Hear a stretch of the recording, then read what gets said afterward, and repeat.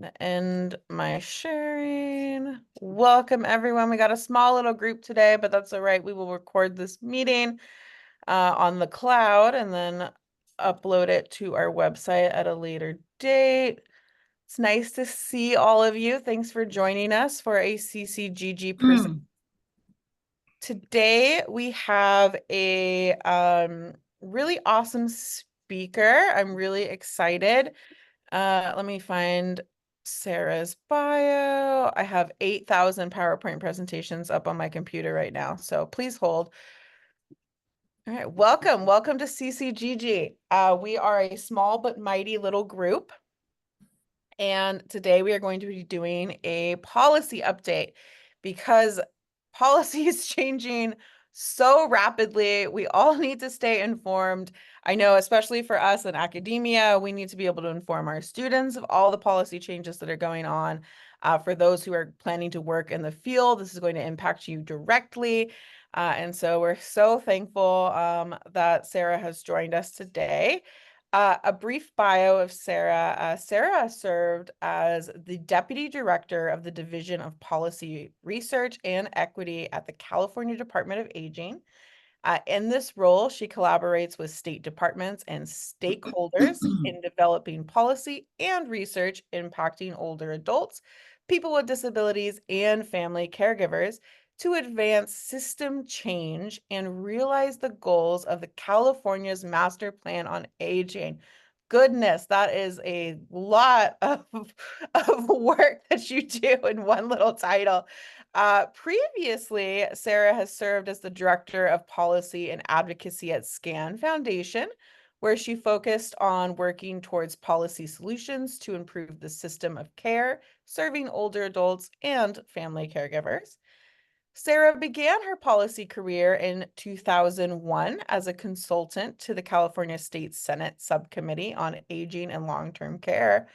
After her tenure in legislation, she served as Assistant Secretary for Long-Term Care at California Health and Human Services Agency, and later as the Assistant Director for Strategic Planning at the Department of Developmental Services.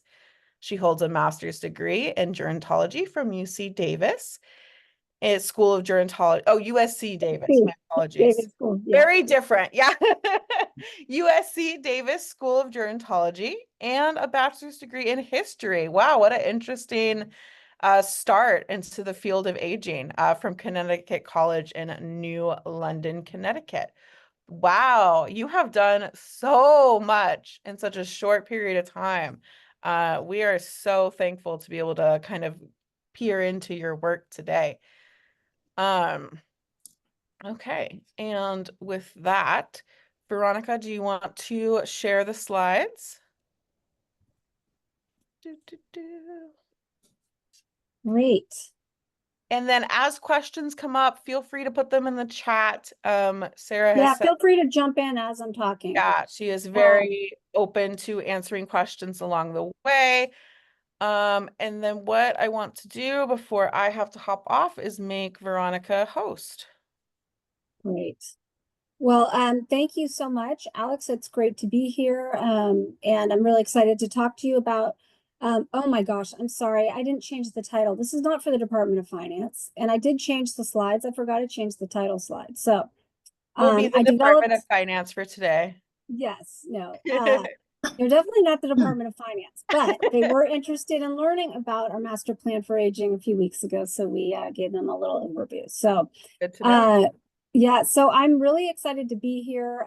Really just want to tell you how much I support and appreciate the work you all do. I know many of you are professors in, at CSUs or at community colleges or other institutions, and it's such an important field, and really hope that I can give a little glimpse into what's going on at the state level, so that for those of you who are either teachers and mentors to people in the field, or for those who are students currently right now, that you consider working at the state or in the legislature to embed the aging perspective into the work we do, because we really need it, and really trying to achieve system change with people who are committed to these issues. So next slide, please.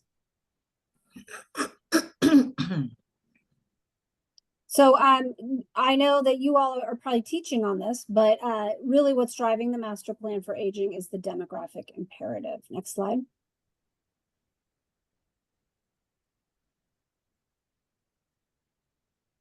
Can you So no problem. Um, so I know it's probably no surprise to all of you, but we really have seen just tremendous population growth and will continue to across the state. What's really interesting with this slide is that it shows that between 1980 and 2060, over that time period, we will see, in some areas of the state, over 400% population growth of the over 60 population. What I also want to note, though, is a lot of California's programs and services that are provided in the home and the community for older adults were developed around the 1980s and really expanded statewide through that time.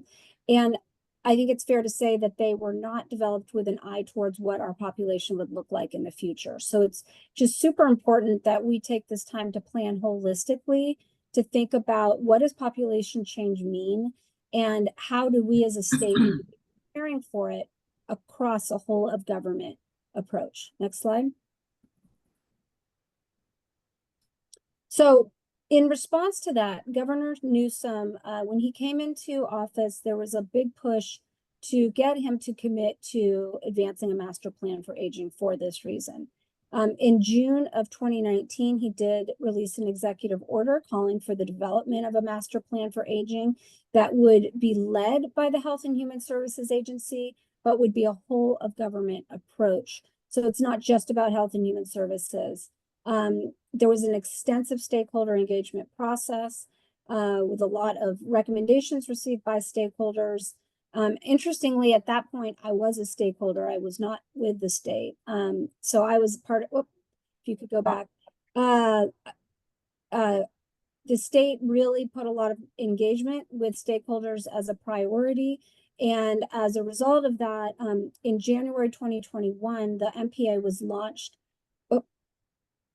for across 5 bold goals. And again, this is trying to just show that it's a cross-sector approach to planning for aging. The first goal is focusing squarely on housing for all ages and stages, but that also ties into age-friendly communities and how we can ensure that people not only have access to the built environment that is needed as people age, but also to transportation and to community and to parks, walkability, and all of those issues that are so important as people age in the community.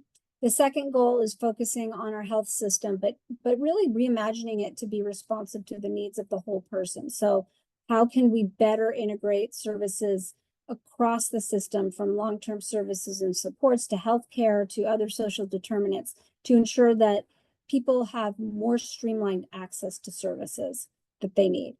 Goal 3 is really focusing on ensuring that our society is inclusive and equitable in our approach to aging. We have a tremendous challenge with so many older adults who are isolated in their homes and in their communities or in institutional settings. We need to fight that and make sure people have the opportunity to be included with society and, fighting abuse and neglect of our older adults as well. Goal 4 focuses on caregiving and ensuring that we have a direct care workforce that can meet the needs of our population, but that we also support our family caregivers that are the real critical backbone to supporting this work. And I was glad to see that we have a representative of one of our caregiver resource centers on the line, because they are a really important component to all this work. And then 5, and importantly, is how people afford aging, and how can we ensure that older adults do not impoverish themselves just to afford the cost of living. So a lot of initiatives focused on preventing homelessness, preventing food insecurity, addressing incomes and affordability. So taken together, these are the 5 bold goals, but within each of these goals, there are strategies and initiatives. Every 2 years, we update the master plan for aging to make sure that it maintains its shelf life and is a living document. Next slide.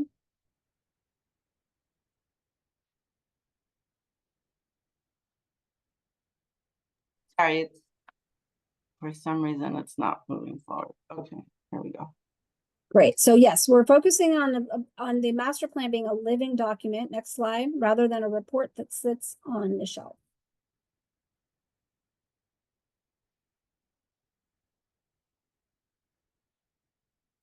So this goes to say, you know, our partnerships have been critical in advancing the master plan. As I said, every 2 years we update the master plan. We have a big event called the Day of Action, which I'll tell you a bit about.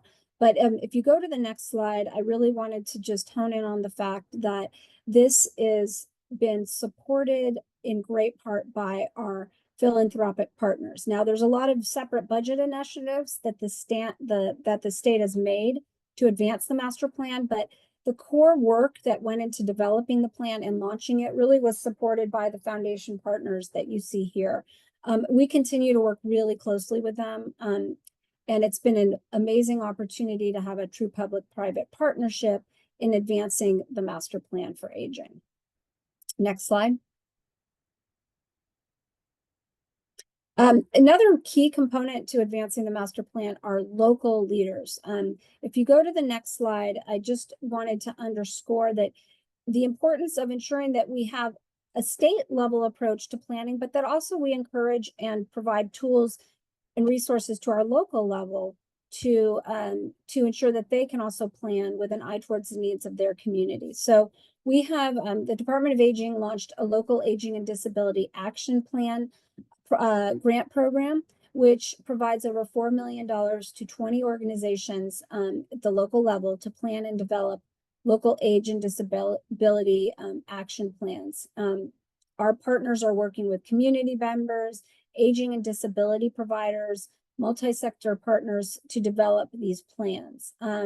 So, you know, really you can see the general areas of focus, you know, communicating goals and priorities for building and sustaining an age-friendly community, combating all of the isms, including racism, ageism, and ableism that so many older adults face as they age, addressing the key drivers of health and health outcomes, leveraging the community-wide initiatives that are already in play, so ensuring that there is that alignment across initiatives, and then, of course, facilitating shared leadership and collaboration to improve the coordination of services as these local plans are developed. So several of our partners are about to launch the draft of their plans, and we look forward to learning from how they've approached system planning at the local level. Next slide, please. So this is just a little snapshot of where our grantees are. Really great representation of rural and urban and north and south and central part of the state. We have two rounds of grantees, and all are really engaged and moving forward with their bodies of work. Next slide. So I wanted to just provide you a quick high-level overview of how we at the Department of Aging are really approaching system change in the master plan for aging. So while we have 95 initiatives across the 5 bold goals, we've really tried to focus system change for long-term services and supports into 4 bucket areas. First is navigation and how we can ensure that people can more easily access the information they need to make informed choices. It's a very fragmented system. I'm sure you all see this all the time, but people don't know where to go for information and support. So we're really working on developing kind of a no wrong door approach to service delivery. Second is access. Even if we've better streamlined access to information, we know that not all programs and services are available statewide. So we're doing an in-depth analysis with our state level partners of our home and community-based service system and understanding where the population needs are and where the services currently are and what we need to do to build out better access to those services across the state. Third is workforce. I'm sure it's no surprise to all of you.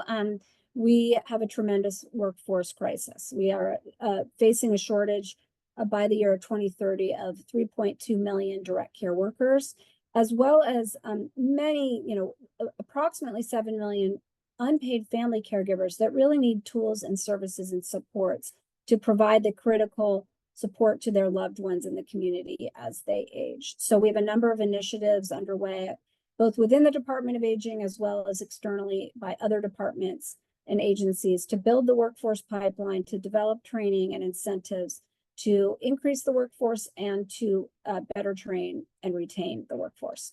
And then finally, how we finance our long-term services and support system. You're probably aware of the fact that Medicare does not pay for long-term services and supports.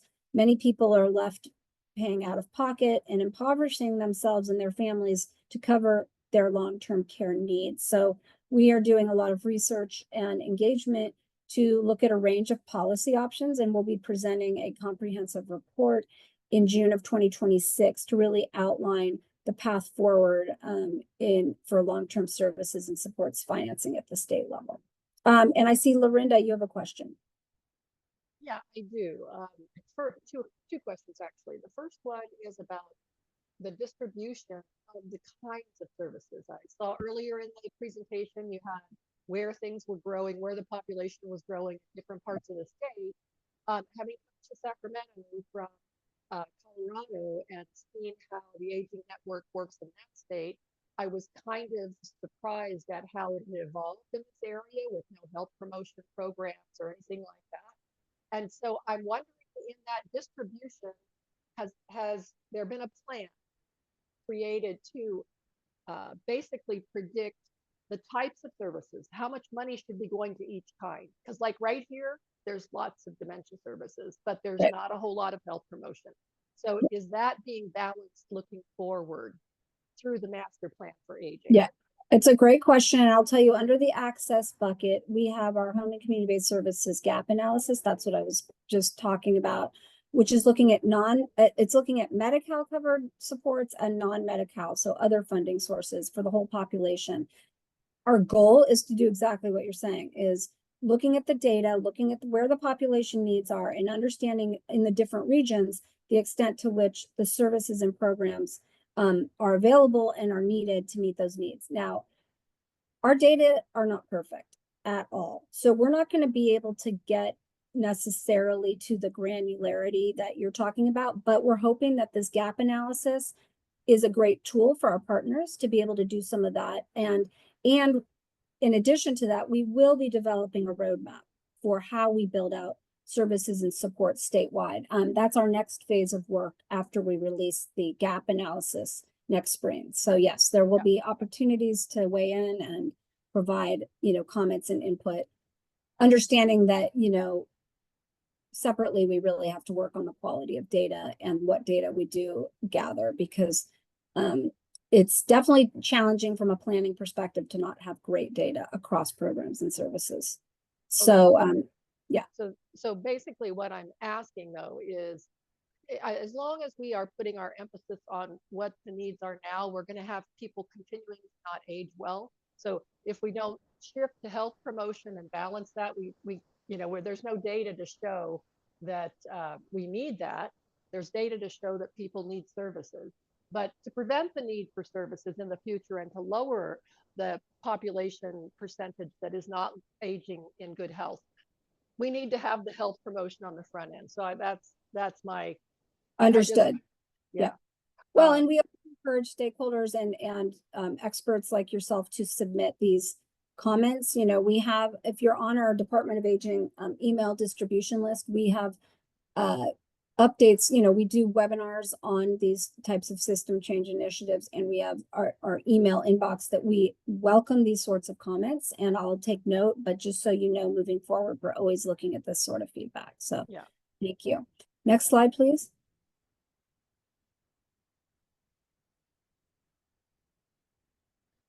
So along Okay, so along the lines of some of the policy initiatives underway, I'm not going to walk through each of these, but just to give you a sense of some of the work that we're leading at the Department of Aging across the 5 bold goals, a lot of partnerships and work being done across the state to understand how we can better address the housing crisis. Clearly, we need more housing stock. We need more affordable housing. It's a very, very complicated problem, as you all know, and we are totally committed to understanding what we can do better at the state level to better partner with our partners and ensure that older adults at the local level are identified before they become homeless and connected to the services they need. So those, you see a few of the initiatives: Interagency Council on Homelessness, a federal partnership we have with federal government to look at opportunities for older adults as well as veterans. And then we have a Housing and Services Partnership Accelerator across agency, where we're trying to look at how to better link housing and services. In the area of goal 2, as I noted, we're doing our HCBS gap analysis and roadmap. We have a number of initiatives under the Alzheimer's space to better streamline access to services and build a dementia-friendly workforce. And then also other behavioral health initiatives, such as the Friendship Line, which was established at the time of COVID to provide support to older adults to avoid isolation and loneliness. In the third area of inclusion and equity, not isolation, that's where we have a lot of our planning work at the local level. We are analyzing our legal services system. We are working on better bridging our intellectual and developmental disability with the aging system, recognizing that a lot of individuals with developmental disabilities are living longer, and we need to be much more intersectional in our approach to those services. And then we have a number of digital divide initiatives that were launched at the local level over the past few years that we have some evaluation and findings that are being released on that. In the area of caregiving, we have a number of training and incentive programs. The Department of Aging is just about to conclude a direct care worker program that we have called Cal Grows, which provided trainings and stipends to direct care workers and unpaid family caregivers. We are going to be working right now on ensuring access to these trainings. We won't be paying for the trainings, but the trainings will be available online in perpetuity so that anybody can access these wonderful trainings that have been developed by many of our partners across the state. If you want more information on that, you can go to calgrows.org. I'll put the website in the chat there. We also have a number of collaboratives working across sectors with our partners here at the state level to look at how we can better meet the needs of the direct care workforce by working cross-agency and as well as supporting our family caregivers. So we're working with some other states and partners at the federal level as well on caregiving issues. And then finally, under Affording Aging, one of the initiatives that we're really calling out is this effort that I spoke to about how we finance our long-term services and supports and what are some policy options in that space. Next slide, please. And as I noted, not only is policy development important, but we really need the data to be able to show both what the needs are and what our progress is. This is part of our important effort to be transparent and accountable for the work we do. So the question, Carissa, you had a great question in the comment about how effective is the master plan. This is the first time you've heard about it.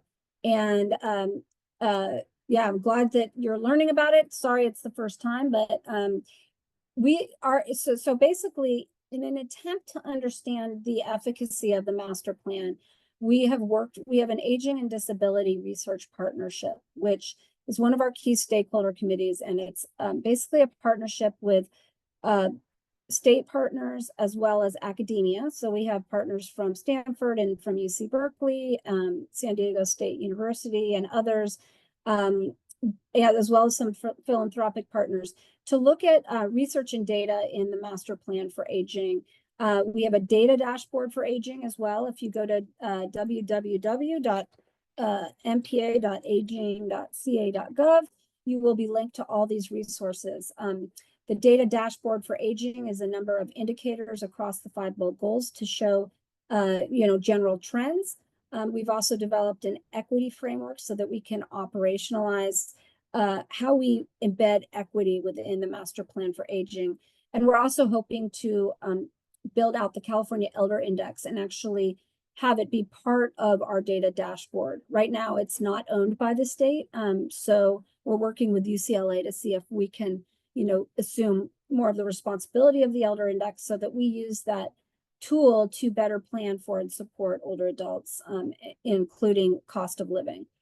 At the population level, our partners have helped us develop key outcome measures to really look at older adult wellness and be able to see like what this is tough, but let's see if the master plan for aging as it's advanced, how do we tell if it's actually having an impact on people?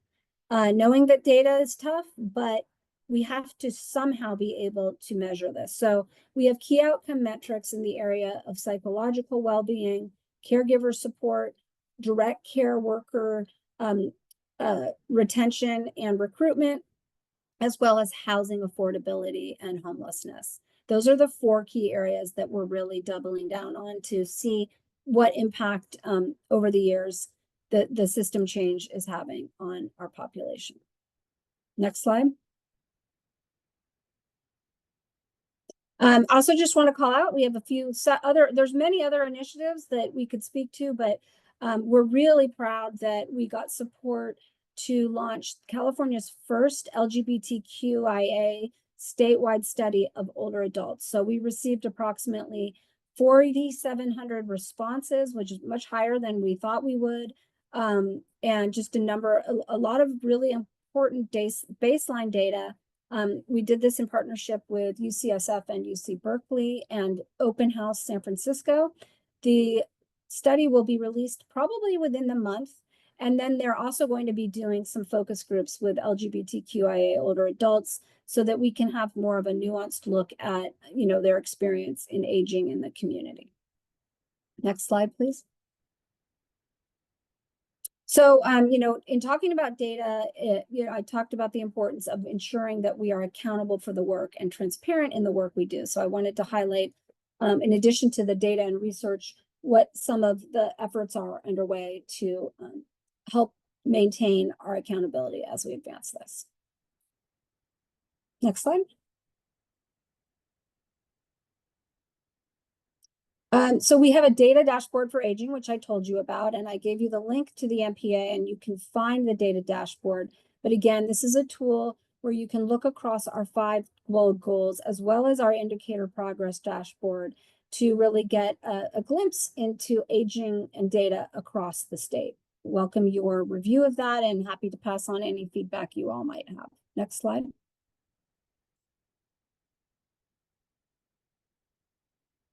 We also have an implementation tracker. So as I said, the MPA was launched in 2021, but we update it every 2 years. So there was the first round of initiatives in 2021, 2022. Then we refreshed our initiatives for 2023 and 2024. Now we are about to refresh our initiatives for the 3rd time. So we'll be launching our 2025, 2026 initiatives. And we provide updates to all of the initiatives every 2 years. We close out all the initiatives from the prior 2 years. So right now, the only moving initiatives are those in the 2023, 2024 years. So I encourage you to go to mpaprogress.org and kind of get a sense of where we are across the goals, strategies, and initiatives. Next slide, please. I talked about this actually already, the progress in developing our key outcomes. So it just shows you what our measures are in the data source. So reducing homelessness, we're using local statewide homelessness data integration system. Self-reported psychological distress, we're using the California Health Interview Survey. Burdens faced by family and friend caregivers, we're using the caregiver module on the California Health Interview Survey, as well as the tool that's been developed by our caregiver resource centers, which is CareNav. And then finally, we are the way that we're defining how we increase the provider to population ratio among the direct care workforce is we're using census data for that. Next slide.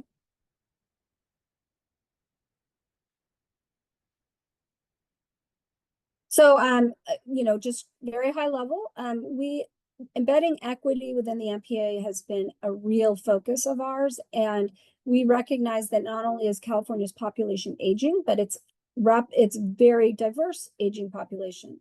When these programs and services were developed in the 80s, I do not think they accounted for the trends in the population and what the significant diversity in our state would mean in terms of access to services, ensuring that we have culturally responsive services and supports, as well as language access, among others. So our research team is developing the ability to quantify and track equity over time. We want to make it easy for consumers and our stakeholders to understand how we're doing this. We want to collect consistent demographic data across all of our work streams and create features and outputs that can allow data to be actionable, not only by the state, but by our local partners and the legislature as well, so that people and our community can use this data to inform their own planning. Next slide. We also have a number of initiatives in our Division of Policy, Research, and Equity. We're focusing, just some of these initiatives include tribal engagement of and developing a tribal consultation policy with older adult tribal members, a language access policy to ensure statewide access to our services in the languages that are needed. We have an equity advisory committee that provides us ongoing input and feedback as we advance the master plan. I talked to you about our equity framework that's also underway, and we're really excited right now. We're planning for the launch of an Aging and Disability Lived Experience Advisory Board.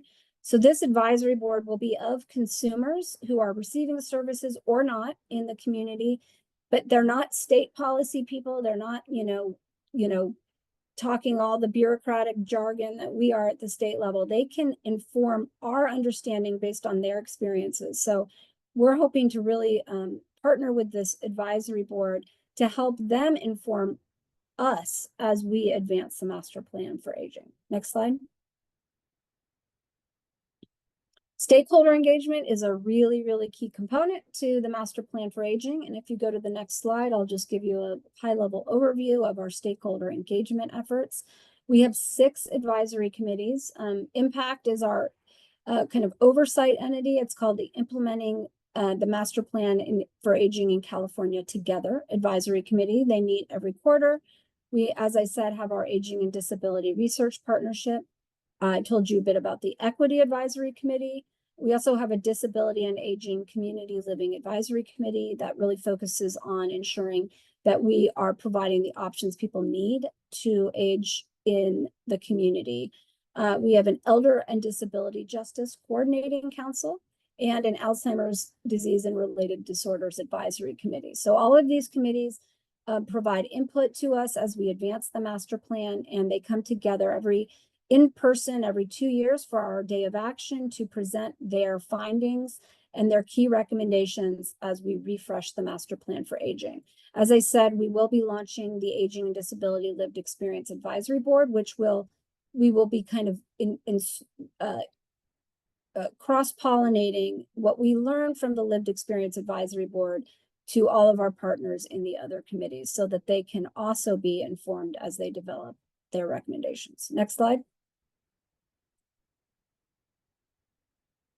As I said, we have our upcoming Cal for All Ages and Abilities Day of Action. We actually have 1,000 people registered, 500 online, 500 in person. We're maxed out for the in-person, but you can always put your name on the wait list. You can also register to watch this virtually. I hope you do. It's going to be super exciting. Basically, it's a time where we can hear from all of our stakeholder advisory committees on their top recommendations to advance the master plan for aging. We also are super excited that we are having a visit from the Federal Health and Human Services Secretary, Javier Becerra, who will be making our keynote presentation in person. He's in President Biden's administration and a Californian himself who grew up in Sacramento and was later a congressman before becoming Health and Human Services Secretary.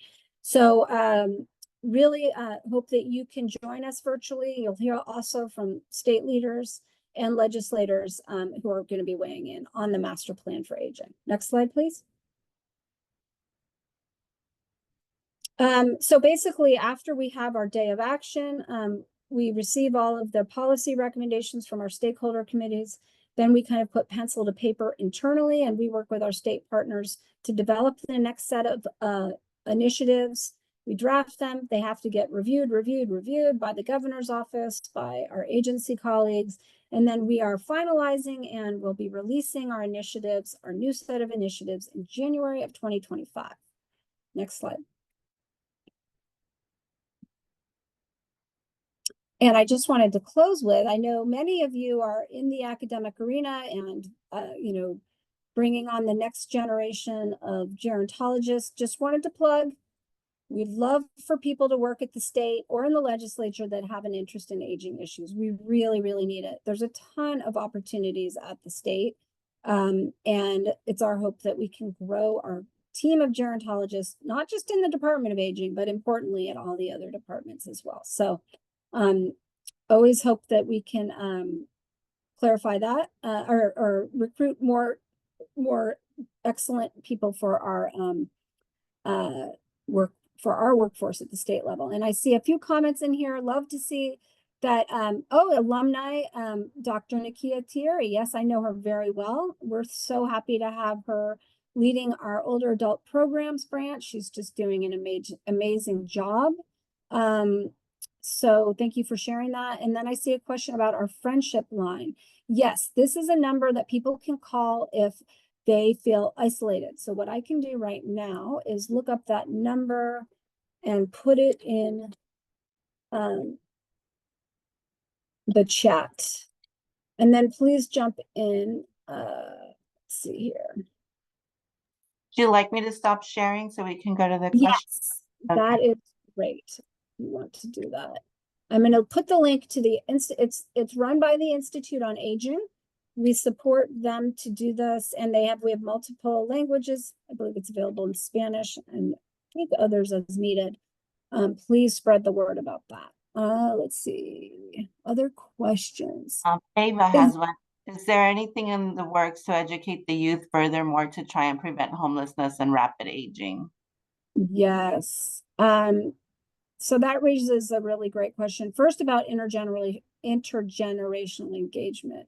And that is something that is something that we hope to really hone it, particularly on the inclusion goal of goal 3, how we can better develop intergenerational programming and educate people earlier in their lives about these issues and helping them prepare for their own aging, but also being aware of the issues impacting older adults. So we are extremely concerned about this massive crisis facing older adults in terms of a growing older adult homeless population. And there's been a number of really critical pieces. The report put out by UCSF, Benioff Homeless Center of Housing and Homelessness, that really showed that the fastest growing demographic of homelessness is among older adults aged 55 and older. So we have to do a lot better. I think, yes, absolutely educating our young adults, our youth, and also educating all of our network partners to make sure that, our area agencies on aging are prioritizing this population and working with the local homelessness continuums of care to really help line up services people need before they end up homeless. Because once you end up homeless, it is so difficult to get rehoused. And it costs more, and people's health is impacted, their mental health, behavioral health, you name it. So I think it's a crisis, and we as a state should be doing a lot better. That's my opinion. So Sarah, thank you so much for this presentation. I teach undergraduates, and one of the assignments is to look at the master plan for aging, choose a goal, and write a paper on how they might sharpen the initiatives. Awesome. And a lot of great ideas there. And so it's really nice to see all the progress that you're making with it and that it really is a living document. So thank you. I do have a question. You said that students should be more involved at the state level. How would they go about doing that? Yeah, that's a great question. What school are you with, Jesse? I'm with Cal State Long Beach. Oh, great. So we have been hoping to set up an internship kind of leaders in aging program that hasn't gotten off the ground yet, but I think eventually we would like to. But I think the best thing they can do is log on to calhr.ca.gov. I'll put the and look at the state service opportunities. So I would love to say there's a lot of internship opportunities right now. I don't know of a lot. I think the Department of Public Health might have some, but as they look towards graduation, looking to the state and seeing, sometimes the state system can be hard to get into, but it does have a lot of great opportunities. And so basically we just need more people with that perspective up here, but I'll keep you all posted as we, think about ways to further develop the field of aging by providing those opportunities. I think it's sorely needed, and I think internships are the way you do that. So, Thank Sarah, you. I want to piggyback on Jesse real quick. If someone on the inside of the Department of Aging could nudge this through HR, it would be great, because what we have as a problem in our discipline is that HR departments do not put gerontology degree in the listing. They're using social work or related disciplines, that sort of thing, but they aren't specifically naming gerontology degrees as part of the qualifications or degrees that are accepted for a certain position. So our students often get bumped out of the interview before they get the interview because they don't have the degree that the database or the search engine is looking for. So if somebody could nudge from the top down or from the inside out to make a change there, it would really be helpful to our students. that's very helpful to hear. Yeah, I definitely encourage you to keep suggesting that as well, in all different settings and places. So yes, understood very much so. Any other questions or comments? I really appreciate the opportunity to kind of fill you all in on where we are and encourage you to sign up for our email list. If you go to www.aging.ca.gov, some of your students might be interested in listening to our stakeholder committees. We really are trying to have our stakeholders lead their own work. We're not sitting there talking at them. It is them leading their work and providing recos to us. So it's, I think, a great opportunity for students to listen in and see how stakeholders provide recommendations. And it can be difficult and challenging to advance system change, and you kind of get a feel for some of that in these stakeholder meetings. Are there any more questions for Sarah? I hate being the one that asks all the questions, but I have another one. Sorry, Please Sarah. go for it, Lorinda, go for it. No Okay. problem. So I actually have two, but I'll start with the one about workforce. So I am curious. Yeah, there was some legislation a while back to kind of do something about the ratios of caregiver, or how much they were getting paid, minimum pay for caregivers. And I think that there's a problem with the caregiver ratio oftentimes in facilities and that sort of thing. People can't maintain the right number of caregivers because they aren't paying enough, and nobody wants that job, right? And you could get a job as a caregiver without any training or education. So I'm wondering if anybody has thrown out on the table any ideas about how to penalize or enforce the requirement for caregiver ratios in facilities, maybe through some kind of a fine policy or requirement to maintain that at a regular level, to put some pressure on these venture capital investment companies that own these facilities that are not, they're making plenty of profits, but they're not paying their entry level employees enough. Because I don't think we're ever going to fill that workforce gap if we don't get a living wage in there. Yeah. And yeah. Anyway, so it's that is a very, very, very critical issue, and one that is been discussed frequently, and there's been a lot of effort given to thinking through these challenges. You're absolutely right.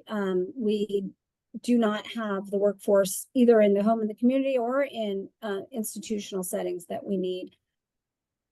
In terms of the solution, I think it is difficult, because what we hear too is that providers can't find the help that they need. And so I encourage working with organizations like the California Advocates for Nursing Home Reform that are really kind of, the advocates leading the charge in this space. I don't think I have any idea of what the specific solution is. I also know from, there's other perspectives where, sure, some of the providers that resources might not be an issue, but then there are others that, the nonprofits, especially, that are struggling.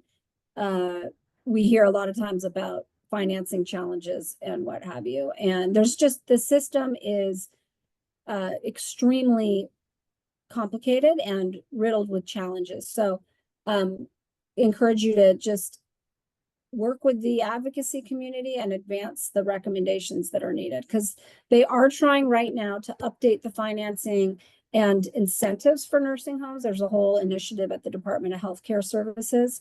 So that is underway, but I know that there's still many challenges to continue addressing. Well, so it's also rippling even into hospice now with the yeah, the privatization, and that's really, I don't see how it's going to change if we don't make different allowances for nonprofits, for example, than a for-profit. And I don't know how it's going to work, but somehow that's got to be addressed, because it's now even, a hospice situation, and yeah, it's really problematic. yeah, absolutely. Totally challenging issue. And then my second question that was out there is, do you know who within the network that's working on the master plan is driving the public service announcements? Or is that something that's happening through the California Department of Health that's not connected? There's been sorry, repeat the question. Do you know which committee is driving the public service announcements about aging? Oh, that's our department. That's our department. We have a amazing communications partner and resources to educate the community and get them aware of what the resources are, and also tools like planning for disaster and emergency preparedness. So that's our communications team. Okay, so I could email you if I have a comment about that. Maybe yeah, I'm happy to take those comments, and I can pass them to our communications team as well. Absolutely. Right. Thank you. I do want to say, Sarah, I really appreciated seeing the Cal Grows commercials on TV. Right. So it was great to see those. And, I work for USC Family Caregiver Support Center. We made sure to share with our family caregivers. And so some of them said, oh, I saw that on TV. So it helped make sure that it was something legit. It was official. And so they were happy about that. Thank you very much. Right. We have a question from Cindy. She was interested in learning more about where she can find information on the equity initiatives. Yes, so it's a great question. So I will say, Cindy, one of our projects is to update our website better. There is so much work going on that we don't even have up on the web right now. So we're trying to build out a policy page and a project page on the MPA website. So I would love to say that, one place you can go is mpaprogress.org, and you can see, just generally where some initiatives are, and there are links to some of the websites, but we do not, like, for example, for our equity framework, we don't have a website yet. And a lot of our stakeholder committees, if you go to the MPA website, you'll see all of our stakeholder committee info is there, and all the meeting material information is there. And so there's been presentations given on these issues at our stakeholder committee. So I don't have any specific place right now for you all to go to.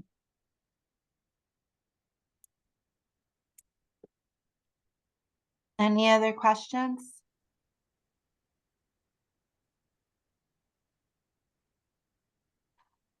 Okay, seems like I don't have a question, but Veronica, I have a because there were so many helpful websites shared in the chat box, we should pull all of those together. Or maybe, Sarah, you already have a list of, here's where to go for more information about this or that. If not, we can take them from the chat and post them when we post the recording to the CCGG website, or want to share it amongst others.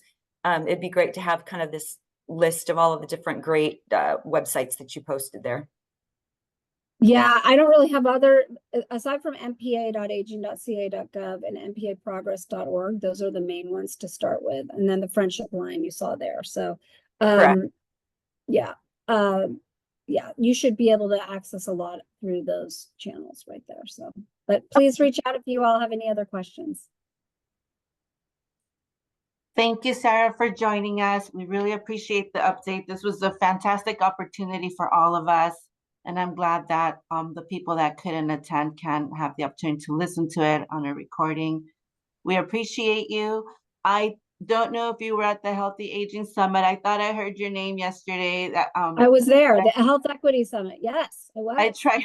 I was there too. I tried looking for you, but couldn't find you. I But didn't I'm see so you. It was glad a you pretty were crowded. there. I did see Donna Benton though, so Oh, that was good, good, good. yeah.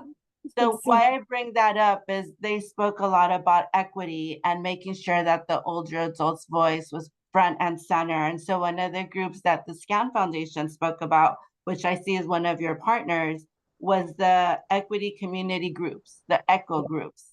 Mhm. So I will also share that because I thought that was really great work going on. And I know It was wonderful. Yeah. can you talk a little more about that or Well, you know, again, I'm not with the Scan Foundation now, so I'm not as directly familiar, but my understanding is that they're eco groups. It's equity and community organizing, I believe. They are, they have funded some local level collaboratives of older adults to support older adults in advocating for local system change. So they identify what the needs are in their community, and then they work together to try and solve those issues rather than somebody's doing things for a population. It's empowering the population to do their advocacy and to be the voice that speaks for change. So it's really exciting work underway. You can go to the scanfoundation.org and see a lot of this work. I highly recommend it. It's really cool stuff that they're doing. it truly was. So thank you for sharing that with us. And then I want to share with the group, Adriana Mendoza from AARP, unfortunately was not able to make it today after all, but she did give me a list of some of the campaigns they're currently working on. One of them is Home Fit. The other one is Broad Awareness for Older Adults, Independent Living, and Family Caregivers. She also mentioned that they're currently working on a designation from the WHO as I believe it's aging friendly cities. And so they're doing work with that. So I'll go ahead and also share with the group the link for AARP if anybody else is interested in learning more. She did say that she would love to present to the group. She was just really sorry she couldn't do it today. So thank you for those of you that we were expecting Adriana. Okay. Thank you all so much. Thank It was you. great to see you all. Okay. Veronica, thank you for your work in pulling this together and for all of the attendees. Thank Yeah, you. thank you. Follow up with all of this information in one place. Thank Take you care, all. Sarah. Thank Bye. you. Bye, everyone. Bye.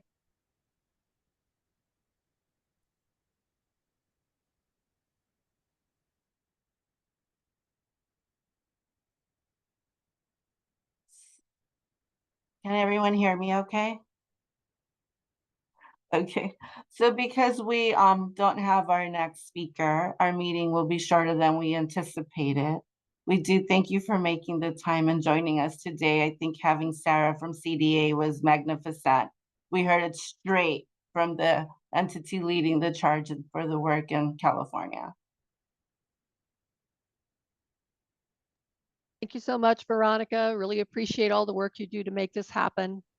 And Loretta, thanks for coming. And Nicole, thanks for coming. And I think we're the last of the group. Thank you. Bye-bye. Thank you. Bye.